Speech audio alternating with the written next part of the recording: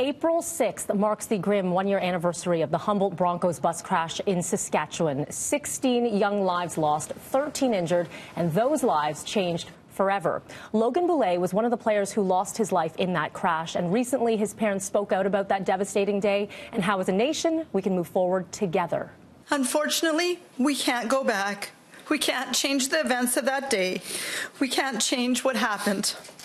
However, as we know, we can change the outlook, the health, and the lives for so many people waiting for an organ transplant.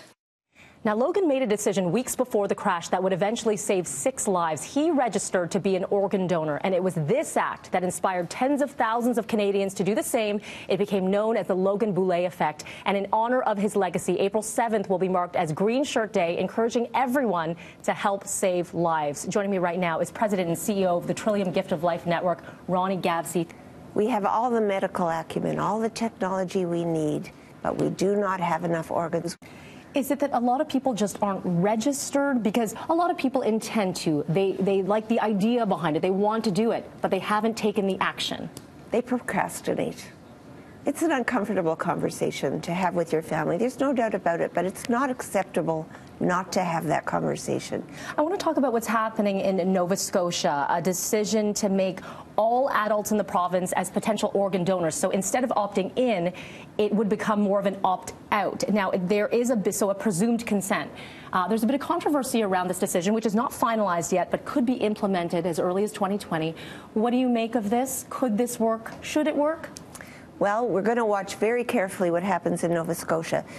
When we say, will it work, the Premier there has been very clear that presumed consent itself is not the answer. They have to invest in infrastructure on the ground to carry that fragile, time-sensitive process from a potential donor to an actual transplant. Will it work? Well, we've studied it here. We continue to research it. There's just no evidence yet of any jurisdiction where it clearly was the silver bullet. So if there's one thing you do today that you take from this interview, here's where you go. Beadonor.ca. Don't hesitate. If you're by your computer, go right now. It takes you a few minutes. Have the conversation with your family. And as Ronnie said, let's honor the legacy of Logan. And wear green on Monday. And to wear work green on Monday. and school. Melanie Ng, City News.